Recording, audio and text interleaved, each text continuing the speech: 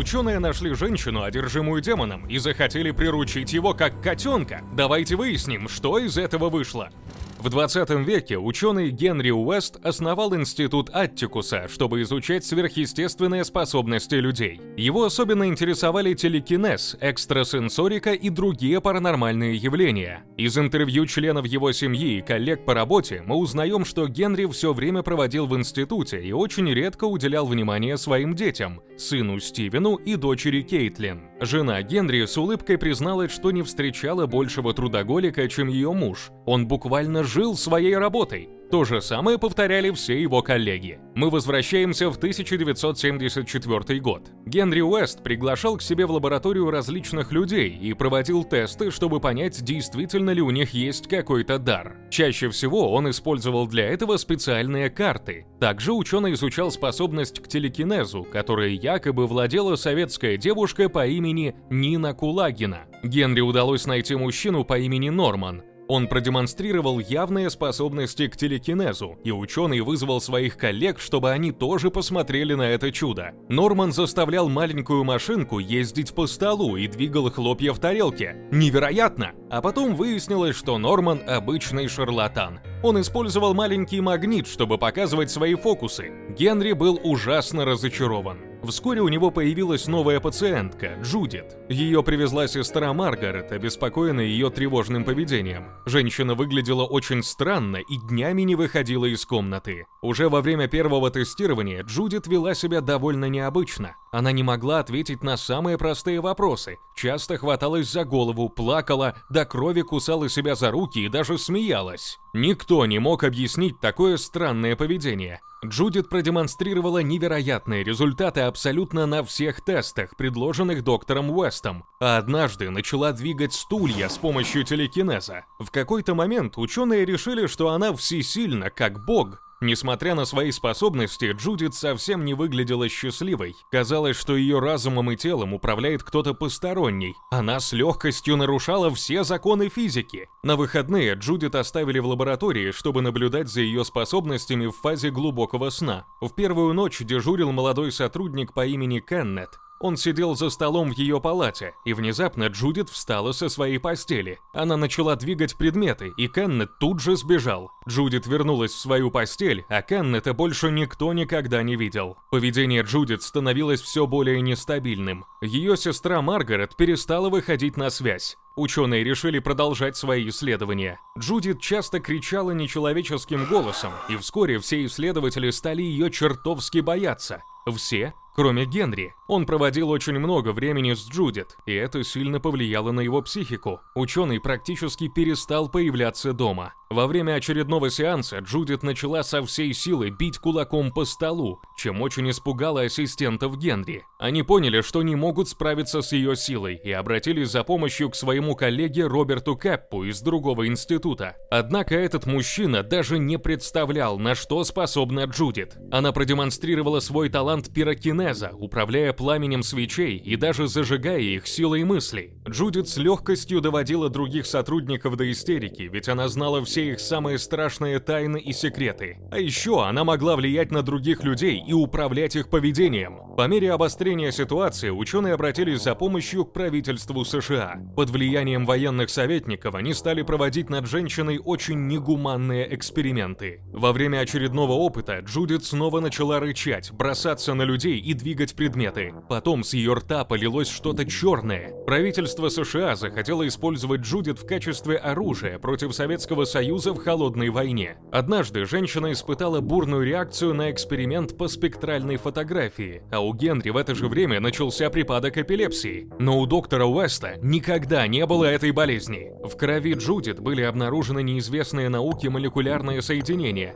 а на спектральных снимках ученые увидели некую сущность, временно покидающую тело Джудит во время ее конвульсий. Лишь тогда ученые поняли, что паранормальные способности этой женщины являются результатом демонической одержимости. Генри тоже стал вести себя странно, и это заметили все члены его семьи. Власти США продолжили ставить над Джудит различные эксперименты. В ходе одного из них она должна была замедлить сердцебиение лягушки. Через несколько секунд сердце лягушки выпрыгнуло из ее грудной клетки. Потом Джудит остановила дыхание дыхание служебной собаки. Выключился свет. Джудит исчезла из комнаты, а потом бросилась на одного из ученых. Исследователи приковали Джудит к креслу и поместили в специальную стеклянную клетку. Военные признали, что никого на свете не боялись так сильно, как эту женщину. Вскоре произошло несколько несчастных случаев: автокатастрофы, пожары, ночные кошмары, нападения бродячих собак. Все это случалось только с теми, кто работал в институте Аттикуса, или же с их близкими. Люди боялись встречаться взглядом с этой страшной женщиной. Один из ученых нашел в комнате Джудит скрепку, поднял ее и положил себе в карман, а вечером отправился на день рождения своего маленького племянника. Там скрепка выпала из его кармана.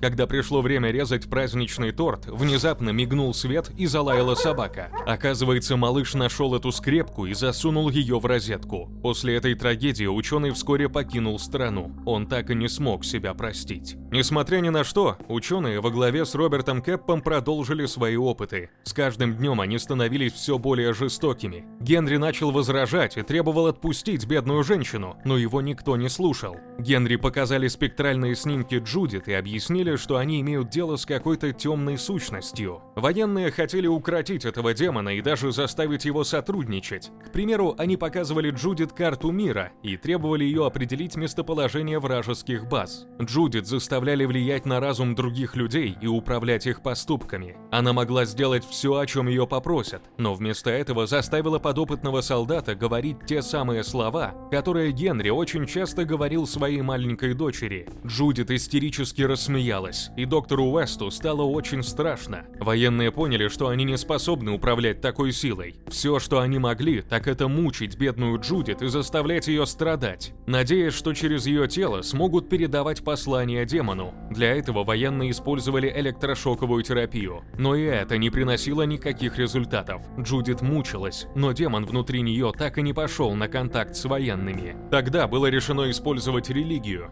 Женщине включали церковные записи, и было заметно, что ей это не нравится. Генри стал вести себя еще более странно. Он выглядел очень напуганным, закрывался в кабинете, разговаривал сам с собой, плакал и дрожал от ужаса. Он постоянно жаловался, что его поймала какая-то тень, и вскоре с ним произойдет нечто ужасное. Во время очередного эксперимента Джудит должна была на время остановить дыхание живого человека, которого показывали на экране телевизора. Женщина с легкостью смогла назвать его имя и местонахождение, а потом начала его телепатически душить. Вопреки всем командам, она не прекращала это делать, поэтому ее камеру залили газом. Власти США решили использовать Джудит, чтобы избавляться от своих политических противников. Женщина все больше теряла контроль над своим собственным телом. Она пыталась сопротивляться, кричала, рычала, стонала и плакала, но военные не обращали на это внимания. Она говорила на неизвестном языке, и с ней все чаще случались припадки. Военные постоянно использовали электрошок и вскоре смогли в очередной раз убедиться, что Джудит контролирует некая темная сущность. Военные не хотели привлекать церковь, но вскоре поняли, что у них нет другого выхода. Они решили изгнать демона из тела Джудит. Для этого пригласили священника, готового провести над женщиной обряд экзорцизма. Все военные подготовились и серьезно вооружились.